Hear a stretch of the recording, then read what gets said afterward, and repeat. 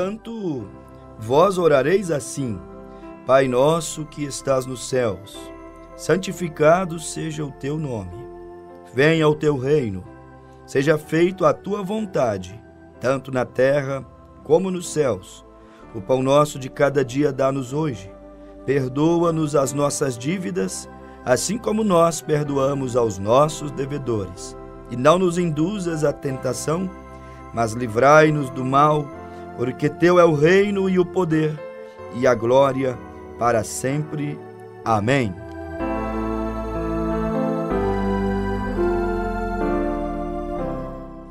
Prezados ouvintes, nós cumprimentamos a todos nesse programa de hoje, abrindo a nossa meditação com a leitura que se encontra no livro de São Mateus, no capítulo de número 6, versículos de número 10 até o verso de número 13.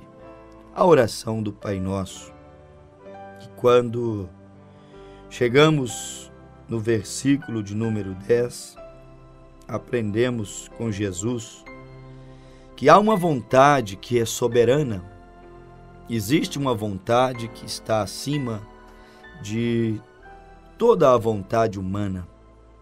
O grande apóstolo São Paulo, também no seu capítulo 12, versículo 3, ele disse que deveríamos apresentar a Deus as nossas vidas como sacrifício santo, agradável a Deus, que é o nosso culto racional, para que então possamos conhecermos, disse Paulo, qual é a perfeita, boa e agradável vontade de Deus.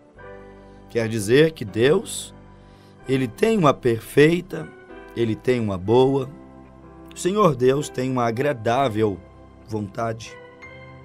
E Jesus disse que deveríamos orarmos assim: venha o teu reino, seja feita a tua vontade, tanto na terra como nos céus. Jesus nos ensinou que nós não deveríamos brigarmos e lutarmos pelas nossas vontades, mas deveríamos sempre orarmos ao Pai, pedindo ao Pai que Ele cuidasse de nossa vida, de tal maneira que somente a vontade dEle se concretizasse em nossa vida. E Ele disse: tanto no céu quanto na terra, prevaleça a vontade soberana, a vontade do Pai. Isso significa que Deus, Ele tem um jeito, Ele tem uma vontade perfeita para as nossas vidas. E para tudo que você puder imaginar, Ele tem um propósito, uma vontade. Mas eu pergunto para você, aceitamos nós o jeito, a maneira, a vontade de Deus? Nós, homens, temos tanto jeitinho para as nossas coisas e nossas questões. Temos tantos jeitinhos para as nossas realizações. Será que nós temos aceitado a vontade de Deus? Essa oração tão comum que todos, praticamente todos, fazem todos os dias. Portanto, vós orareis assim: Pai nosso que estás no céu, santificado seja o teu nome. Venha o teu reino. Seja feita a tua vontade. Está vendo? Eu paro aqui. Seja feita a tua vontade, tanto na terra como nos céus. Jesus não só ensinou isso, como Ele viveu isto. Porque às vezes podemos ensinar e termos tanta dificuldade para vivermos, para praticarmos. Podemos estar conscientes do certo, mas termos tanta dificuldade para trilhar o caminho certo. Jesus, Ele ensinou e viveu, Ele trilhou o caminho que Ele mesmo disse que era apertado e espinhoso e que poucos trilhavam, encontrava aquele caminho. Se encontrarmos Jesus lá no Getsemane, nós vamos ver o Senhor Jesus orando e dizendo: Pai, se possível for, passa de mim esse cálice. Ali era a vontade dele. Passa de mim essa dor, essa humilhação, essa tristeza, se possível for. Aí ele vai e faz aquilo que diz aqui no versículo 10 de Mateus 6.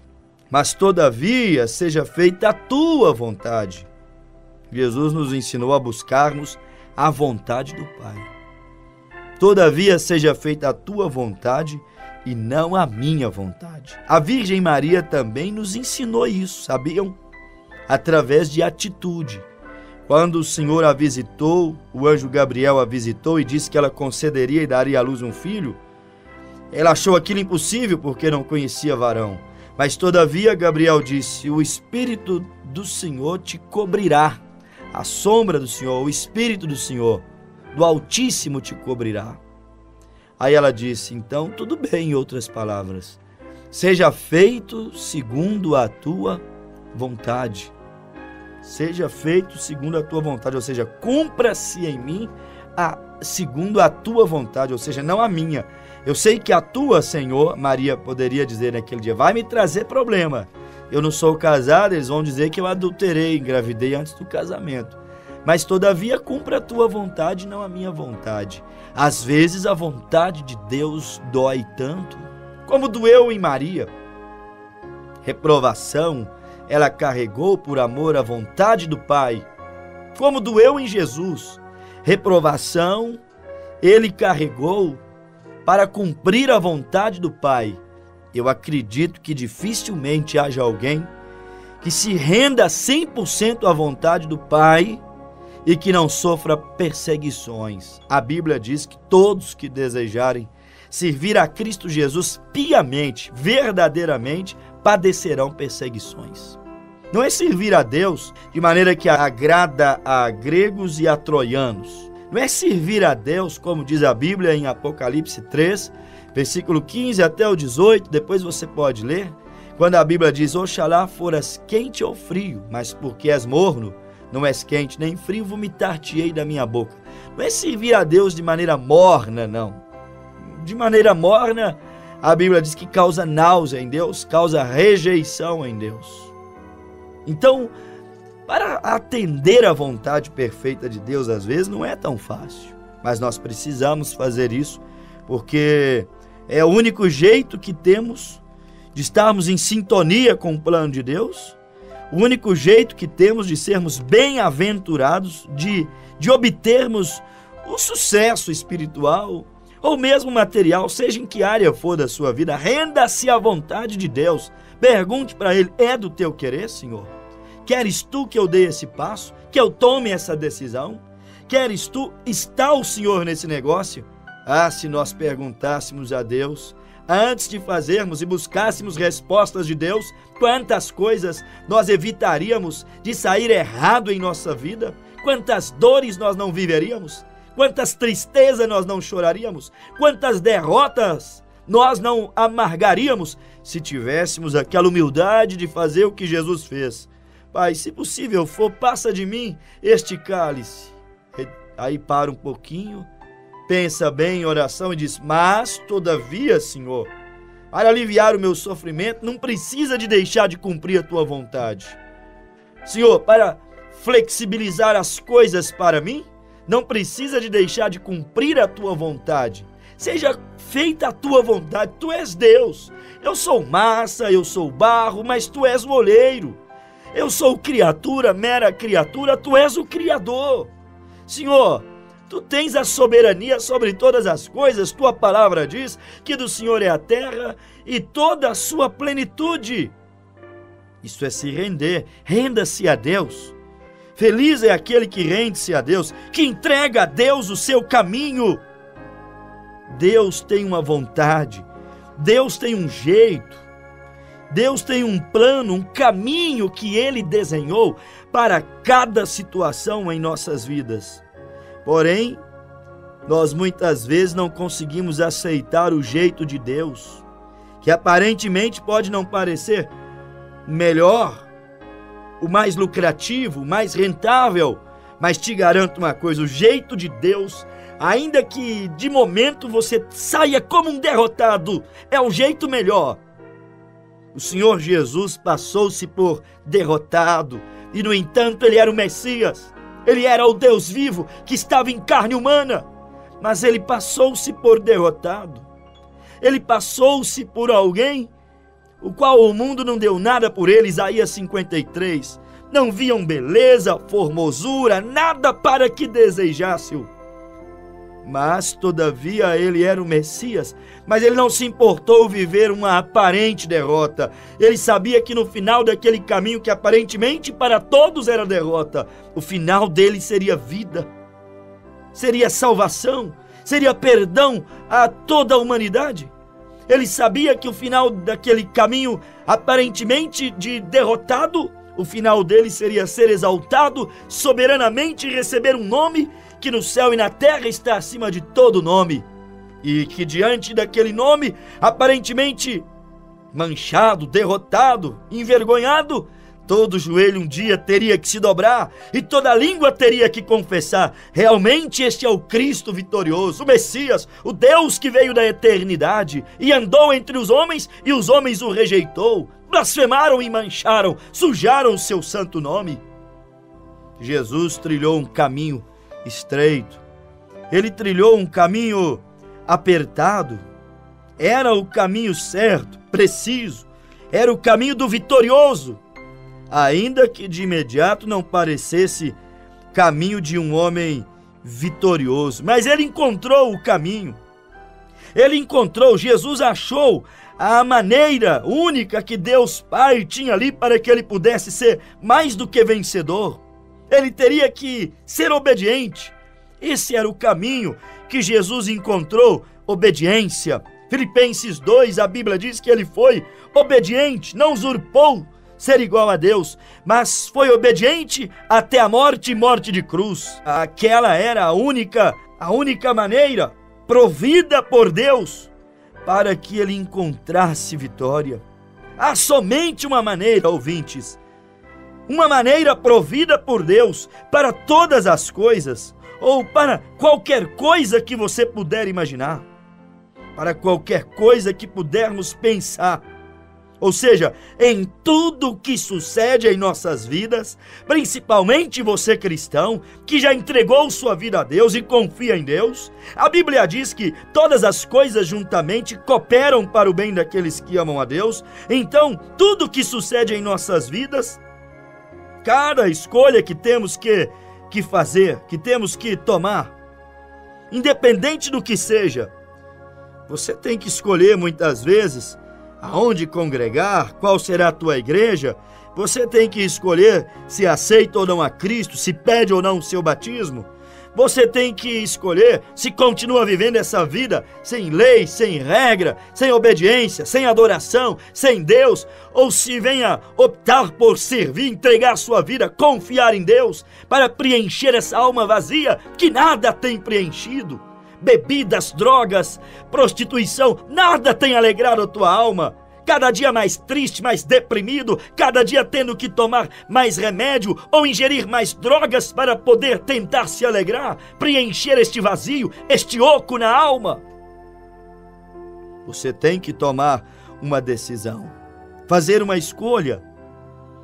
E você tem que saber disso. Só existe uma maneira provida por Deus. Não há tantos caminhos assim. O mundo diz: há muitos caminhos e todos levam a Deus. Eu lamento ter que te falar isso, mas isto é mentira. Jesus disse: eu sou o caminho, a verdade e a vida, e ninguém vem a mim senão pelo Pai. Jesus disse que ele era o caminho, ele não disse que havia muitos caminhos. Não, só tem uma maneira, só tem um caminho escolhido, só tem um propósito, uma vontade perfeita. Se escaparmos da vontade perfeita de Deus, andaremos pelos nossos próprios caminhos e vontades. E aí teremos que pagar um preço. E aí teremos que responder pelos nossos erros, porque o nosso caminho é vaidade. O nosso caminho, sem a orientação divina, sem render-se à palavra, à vontade de Deus, a Bíblia diz, pode até parecer vida, mas o final dele é morte. Lembre-se disso. Só existe uma maneira provida por Deus para tudo nessa vida. E eu tenho que te falar isso. Aceite o jeito de Deus. O de Deus é bem melhor do que o meu, do que o seu, do que o de uma igreja, se o jeito daquela igreja não for o jeito do Senhor. Não adianta. Você tem que trilhar o caminho de Deus.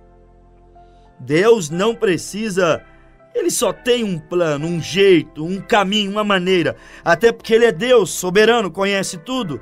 Ele não precisa de plano A, plano B. Não, Deus não precisa dessas coisas. O seu jeito sempre dá certo. Sua vontade é soberana, é absoluta. Se um plano falhar, eu vou recorrer ao outro. Isso é governos humanos. Isso são homens. Precisa-se de um time e alguns reservas. É o plano B. Precisa de táticas e mais táticas. Plano A, plano B. Se um plano de governo falhar, temos um plano B. Deus não precisa de plano A e plano B e plano C. Ele tem uma única maneira, e a maneira de Deus, quando nos rendemos a ela, sempre dará certo. Ainda que aparentemente venha fantasiado de dor e tristeza e derrotismos, porque quem olhar para a história de Jesus e da igreja cristã vai dizer: que povo derrotado, perseguido, sofrido. Mas você não está vendo o final da linha. Você não está vendo a recompensa final. Você está apenas com uma visão curtinha, de 70 ou 80 anos de vida aqui nessa terra, que é como um vento, como uma flor, passa tão rápido. Eu estou falando do resultado final. Há um resultado final. Aceite o jeito de Deus. O jeito de Deus é muito melhor. Nunca falha. Ele não precisa, volto a dizer, de plano A ou plano B. Ele é absoluto. Por isso que, para cada acontecimento, Deus tem uma única solução, uma única maneira provida. Agora, cabe a nós nos sensibilizarmos para descobrirmos qual é a maneira provida por Deus para andarmos em sua vontade perfeita. Qual é? Isso deveria ser uma preocupação sua. Vai se casar? Qual é a maneira provida por Deus para que eu tenha um casamento feliz? Eu te aconselho que não seja tomando o marido da outra. Eu te aconselho que seja observando os mandamentos de Deus e pensando em constituir uma família onde Deus seja a preeminência daquele lar, a base sólida daquela casa. Eu te aconselho que seja uma família fundamentada em o nobre sentimento de amor, de respeito, de pudor. Deus tem uma maneira provida para tudo nesta vida. Para casar, há uma maneira provida por Deus, pré-estabelecida em sua palavra, que se você a obedecê-la, você tem muito mais probabilidade de ser feliz, de ter um casamento realizado, duradouro, do que aqueles que não atentam para o jeito de Deus. Quando abandonamos a maneira de Deus, a fórmula única que Ele estabeleceu para cada situação em sua palavra, então teremos que viver muitos problemas. A natureza, ela nos mostra, ela nos revela essas coisinhas que eu estou tentando dizer para o nosso ouvinte. Basta olhar para a natureza. Olhe para o pintainho lá dentro do seu ninho, dentro daquela casca. Deus estabeleceu um jeito.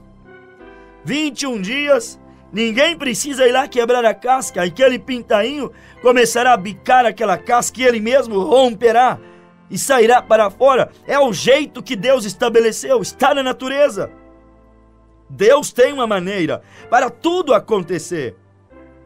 Há uma maneira para um bebezinho alcançar o que ele tanto deseja, que é chorando. Se ele se sente incomodado, é um bebê de colo, ele irá chorar por um pouquinho de água. Ele irá chorar para poder se amamentar. Ele irá chorar para a mamãe poder trocá-la. É um jeito que Deus estabeleceu, está ali em sua natureza.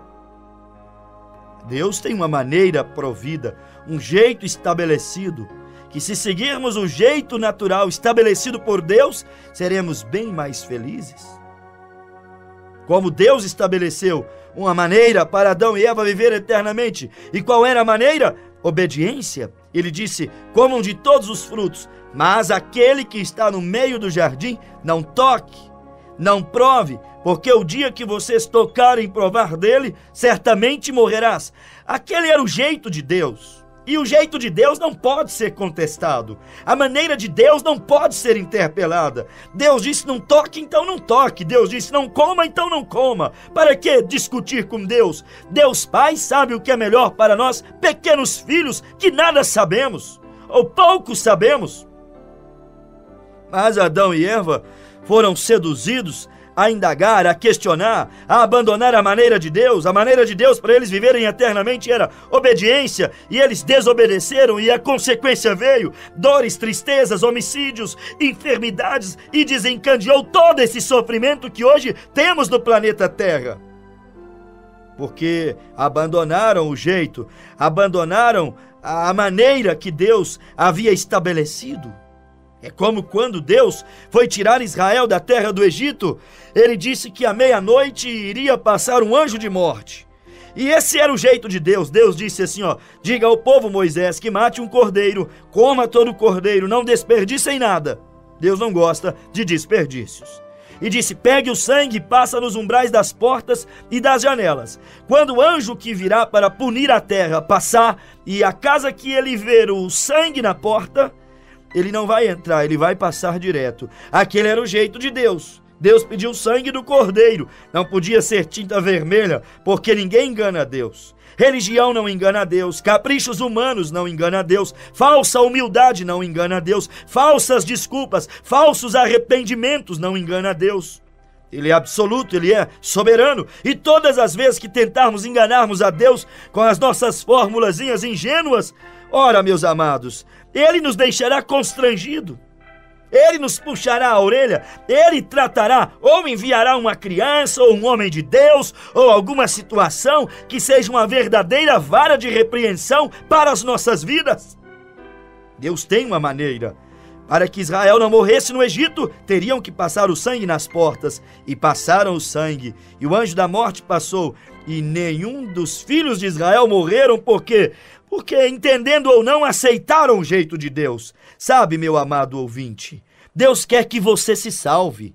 Deus não quer que tua alma pereça. Deus não quer que tu vás ao inferno. Mas Ele estabeleceu um jeito para a salvação da tua alma. E o jeito não é, você não se salvará dando cestas básicas. É bonito, é nobre, que faça isso. Ajude o próximo, faça caridade, tenha boas obras. Mas o jeito que Deus estabeleceu para a salvação da tua alma é você aceitar a Jesus Cristo como seu único e suficiente Salvador.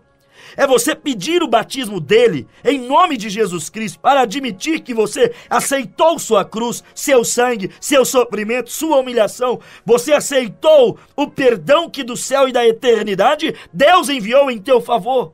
Este é o jeito, não há outra maneira, outra fórmula.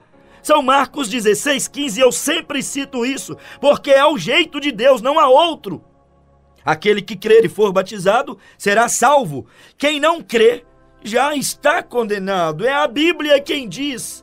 Há uma necessidade de arrependimento. 1 Pedro 1,18. Assim como uma verdadeira figura vos salva, batismo. Não do despojamento da imundícia da carne, mas de uma boa consciência para com Deus. É o jeito de Deus. Deus chama o seu povo, que já tem idade madura, consciência do que é certo e do que é errado, para arrepender dos seus pecados e pedir o seu batismo em nome de Jesus Cristo, para que o sangue que foi derramado na cruz do Calvário possa agora entrar em cena na sua vida e lavar a tua alma, e lavar o teu coração e purificar o teu ser, e te inocentar perante Deus. É o jeito de Deus. Somente o sangue de Jesus Cristo é que te inocentará. Religião não te inocentará.